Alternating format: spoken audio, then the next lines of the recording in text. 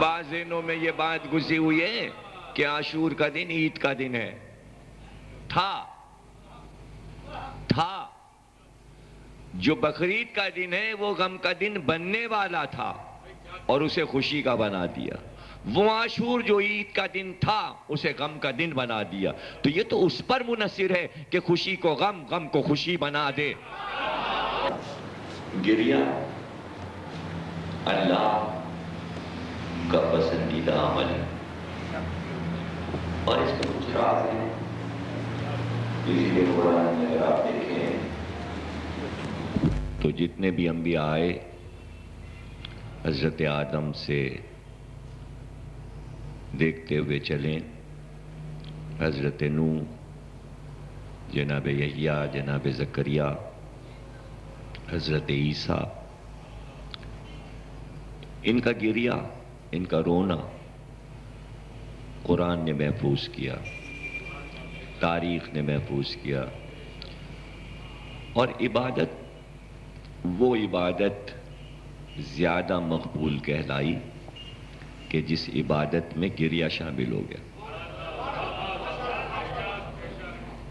اور اس کو کوئی برا نہیں سمجھتا یا بدعت نہیں کہتا کہ مثلاً تلاوت کرتے میں کوئی رونے لگے. حج کرتے میں لوگ روتے ہیں، کعبے کو دیکھ کے روتے ہیں، سعی کرتے ہیں، صفا مروہ کے درمیان دوڑتے ہیں تو روتے ہیں، ذکر الہی کرتے ہیں تو خوف الہی سے روتے ہیں. بعض لوگ نماز پڑھ کر دعا مانگتے ہیں تو روتے ہیں. یہ کوئی بناوٹی رونا نہیں ہے، کوئی یہ جبر نہیں ہے، یہ کوئی مجبوری نہیں ہے کہ کوئی واجب قرار دیا گیا ہو کہ تلاوت کرو تو رو، حج کرو تو رو، نماز پڑھو تو رو. نہیں، بلکہ عبادت کے جتنے بھی رکن ہیں، فروع کے جتنے بھی رکن ہیں، ہر عبادت میں آپ کو گریہ لازمی ملے گا. نماز کے ساتھ گریہ ہے. رمضان میں لوگ جب جمعۃ الوداع پڑھ رہے ہوتے ہیں، رمضان کو رخصت کر رہے ہوتے ہیں، تو سب رو رہے ہوتے ہیں کہ اب چونکہ حدیث ہے کہ رسول اللہ رمضان کو رخصت کرتے ہوئے روتے تھے، لیکن واجب نہیں قرار دیا کہ مطلب سب روئیں ضرور، لیکن روتے ہیں. شیعہ سنی سبھی جب رمضان کو الوداع کہتے ہیں تو چیخ چیخ کے روتے ہیں. جب آخری ہفتہ ہو رہا ہوتا ہے رمضان کا تو ایک شور گریہ ہوتا ہے مسجدوں میں.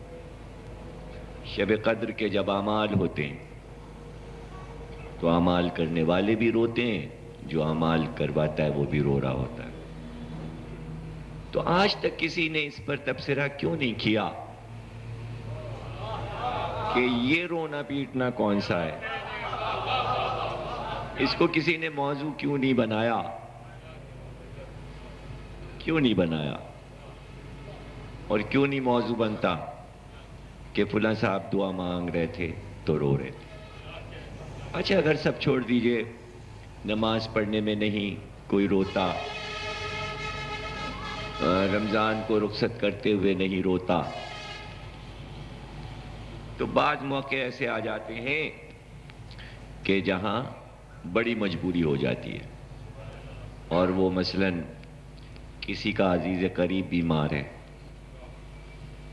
بیٹا بیمار ہے، سخت بیمار ہے، بچنے کی امید نہیں ہے، محبت کرنے والا کوئی عزیز قریب بیمار ہے. اب وہ اس کے لیے جب دعائیں مانگتا ہے کہ یہ بچ جائے، یہ ٹھیک ہو جائے، تو اب وہ مجبور ہے رونے کے لیے. یعنی وہاں اس کو واجب مستحب یہ سب نہیں دیکھنا، بلکہ اس کو یہ معلوم ہے کہ یہ جو دعا ہم مانگ رہے ہیں تو ہمارا اختیار آنسوؤں پہ نہیں ہے، اس لیے کہ اس کی محبت جو ہے وہ اس کو رونے پہ مجبور کر رہی ہے کہ وہ رو رو کے لوگوں سے بیان کرے کہ یہ بیمار ہے، اس کے لیے دعا کر دیجیے گا، آنکھوں میں اس کے آنسو ہیں۔ تو اب یہاں پر پتہ چلتا ہے کہ فطرتی ہے یہ عمل، یہ بناوٹی عمل نہیں ہے۔ اس لیے کہا قُلْ لَا أَسْأَلُكُمْ عَلَيْهِ أَجْرًا إِلَّا الْمَوَدَّةَ فِي الْقُرْبَىٰ، کہ جب محبت کرنے لگو گے تو پھر اس کی ضرورت نہیں پڑے گی کہ حسین کے لیے بیٹھ کر بناؤ کہ روئیں کیسے، بلکہ دل میں جب محبت ہوگی تو ان کی خوشی پر دل خوش ہوگا، ان کا غم سن کے خود بخود ہم رونے لگیں گے۔ جہاں محبت ہی نہیں ہے، شروع سے کسی کے دل میں محبت ہی نہ ہو، تو ایسا تو دنیا میں کوئی انسان پیدا ہی نہیں ہوا کہ جو یہ کہہ دے میرے دل میں کسی کے لیے محبت نہیں ہے۔ تو محبت تو دل میں رکھ دی ہے اللہ نے۔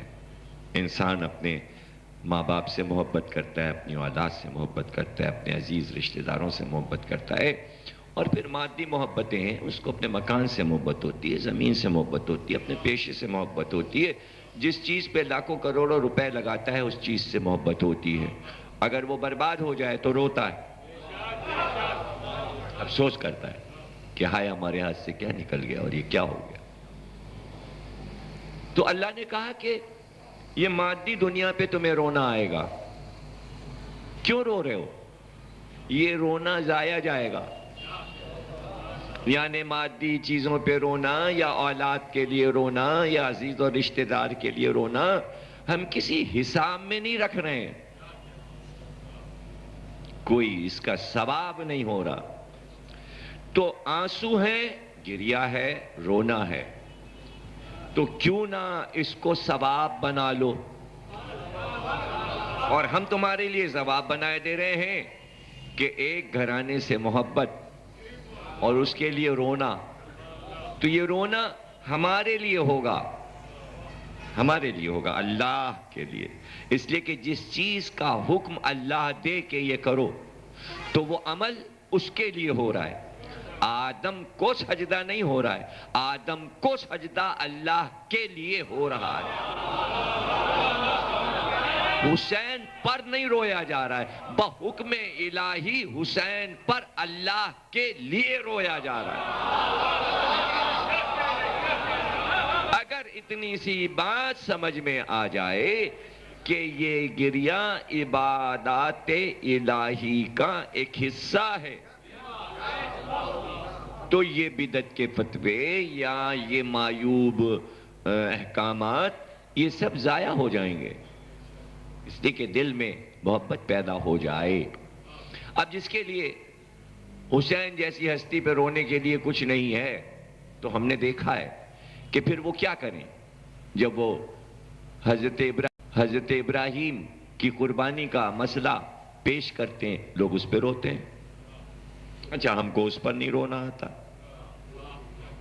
لوگ انبیاء کے تذکرے کرتے ہیں، ان کی مصیبتیں بیان کرتے ہیں، حضرت نوح کی، حضرت ادریس کی، حضرت یونس کی، جناب یحییٰ اور زکریا، لوگ اس پہ روتے ہیں۔ حضرت ابراہیم کو خواب دکھایا گیا کہ بچے کو قربان کرو، لوگ اس پہ روتے ہیں۔ ہم کو اس پہ رونا نہیں آتا، اس لیے کہ ہمارے پاس اس سے بڑا غم ہے۔ اب جہاں بڑا غم نہ ہو تو وہ چھوٹے چھوٹے غموں پہ رو دیتا ہے، لیکن یہاں چونکہ عادت پڑ چکی ہے بڑے غم کو منانے کی، اس لیے چھوٹے غم نظر ہی نہیں آتے۔ اور پھر جب وہ غم ہی نہ ہو، اس لیے کہ ابراہیم کو اگر قربانی کا حکم ملا ہے تو اس میں رونے کی کیا بات ہے، بیٹا تو بچ گیا، تو وہاں تو رونے کی گنجائش ہی نہیں ہے۔ وہاں تو خود اللہ نے عید اس دن کو قرار دے دیا کہ نئے کپڑے پہن کر خوشی مناؤ۔ تو جب آپ خوشی منانے کا حکم اللہ نے دے دیا تو آپ وہاں کیوں رو رہے ہیں؟ آپ یہاں روئیے، آپ یہاں روئیے۔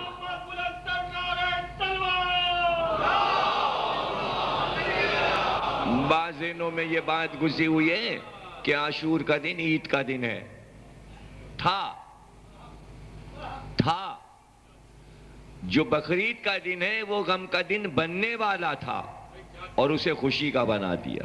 وہ عاشور جو عید کا دن تھا اسے غم کا دن بنا دیا۔ تو یہ تو اس پر منحصر ہے کہ خوشی کو غم، غم کو خوشی بنا دے، اور جب وہ بنا دے تو پھر وہی حکم ہو جاتا ہے۔ ہاں اسماعیل ذبح ہو جاتے تو ماتم ہو رہا ہوتا، لیکن کون کرتا ماتم؟ ماتم کون کرتا؟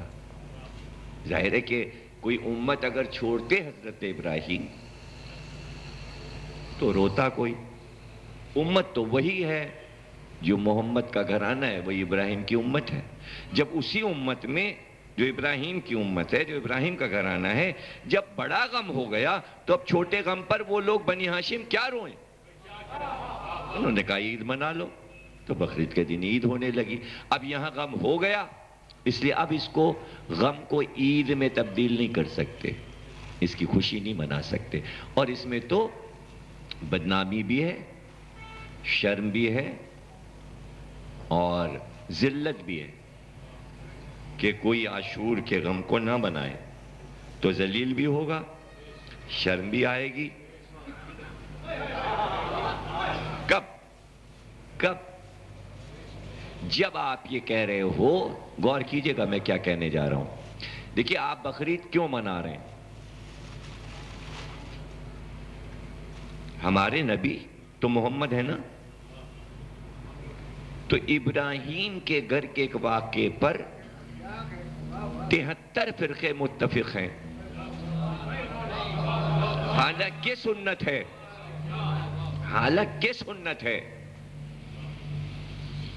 سنت ہے یعنی واجب نہیں ہے قربانی، لیکن سنت کو واجب سمجھ کر رہے ہیں کہ کہیں سے پیسے پیدا کر کے بکرا یا گائے لانی ہے۔ کیوں اتنا اصرار کیوں ہے؟ نہ کیجئے، سنت قرار دیا۔ سنت کا مطلب یہ چھوڑ سکتے ہو، اگر نہیں ہے، رقم نہیں ہے تو آپ چھوڑ سکتے ہو۔ ایک صلوات پڑھیے گا۔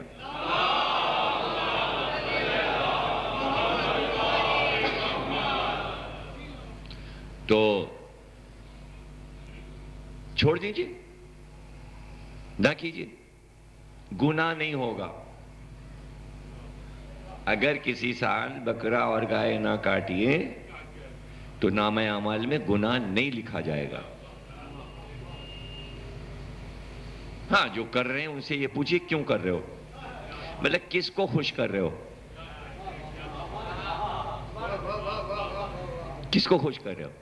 یعنی اگر آپ نے نہ کی قربانی اور قیامت میں حضرت ابراہیم کا سامنا ہوا تو کیا حضرت ابراہیم ناراض ہو جائیں گے کہ تم نے میرے بیٹے کے بچنے پر خوشی کیوں نہیں منائی؟ آپ آرام سے کہہ دیں گے خوشی تو دل میں تھی کہ آپ کا بیٹا بچ گیا، پیسے نہیں دے کے بکرا لاتے، گائے لاتے۔ ابراہیم نے کہا کوئی بات نہیں، جاؤ جنت میں جاؤ۔ یعنی یہ چارج محشر میں نہیں لگے گا آپ پر کہ ابراہیم اللہ سے یہ شکوہ کریں کہ اس امت نے میرے بیٹے کے بچنے پر عید نہیں منائی۔ ایسا کوئی فتویٰ نہیں ہے، ایسی کوئی آیت نہیں ہے، مناؤ یا نہ مناؤ۔ ابراہیم تم سے پوچھیں گے نہیں، اگر تم نے منایا ہے تو کوئی بہت بڑا انعام بھی ابراہیم نہیں دیں گے، اس لیے کہ انعام دینا ابراہیم کے ہاتھ میں ہی نہیں ہے، مسئلہ ہے محمد کے ہاتھ میں۔ ہاں محمد پوچھیں گے کہ میرا بیٹا عاشور کو مارا گیا تھا، کیا کیا ہے، خوشی منائی یا غم؟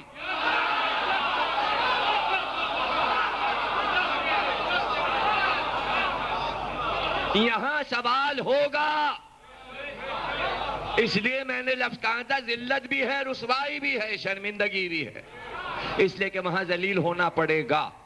اگر کسی نے خوشی منائی ہے تو نبی کے سامنے آ نہیں سکے گا، اس لیے کہ اگر اس نے خوشی منائی ہے تو مجھ کو یہ بتا دے کہ وہ نبی کو وہاں کیا جواب دے گا۔ کیا یہ جواب جواب دے گا کہ ہمیں پتہ نہیں تھا، ہم یہ سمجھ رہے تھے جیسے ابراہیم والے دن عید ہوتی ہے ویسے ہی آپ کے نواسے والے دن بھی عید ہوتی ہے. کیا ہمت ہے یہ جواب دینے کی؟ تو دے لینا جواب، تو دے لینا جواب. تو کم از کم یہ جو بیٹھے ہیں 1400 برس پہ فرش عزا پر، تو یہ نبی کے سامنے تو آ سکتے ہیں نا. یہ نبی کے سامنے آ کے کہہ تو سکتے ہیں، یعنی آنکھیں مل تو سکتی ہیں نا، منہ تو نہیں چھپاتے پھریں گے. اب یہ دوسری بات ہے کسی کو محشر پہ یقینی نہ ہو، قیامت پہ یقینی نہ ہو، جیسے یزید نے کہا تھا، نہ کوئی وحی آئی، نہ کوئی فرشتہ آیا، نہ کوئی کتاب آئی، کچھ نہیں ہے، اللہ نہیں ہے، کچھ بھی نہیں ہے. ہاں اگر یزیدیت پہ آپ چل رہے ہو تو ٹھیک ہو، آزاد ہو، نہ محشر کو آنا ہے، نہ نبی کا سامنا ہے، نہ اللہ ہے، تب تو پھرو آزاد، جو چاہے کرو، غم مناؤ یا نہ مناؤ. لیکن جس قوم کو یہ یقین ہے کہ اللہ ہے، نبی ہے، کتاب ہے، اور ایک دن نبی کا سامنا ہوگا، تو وہ عمل کر رہی ہے کہ یہاں کی تو چھوڑو، سامنا ان کا کرنا ہے. شفاعت ان سے طلب کرنی ہے، تو شفاعت کے لیے کوئی درخواست تو ہو سفارشی. تو آج آپ کسی بڑے عہدے کو پانے کے لیے سفارش کرنے والے کو تلاش کرتے ہو. اس قوم کا کیا کہنا کہ محمد سے درخواست دے کر کہنا ہے ہمیں جنت دے دیجئے. تو جب محمد کے پاس درخواست پہنچے گی تو سفارش میں حسین کا نام لکھا.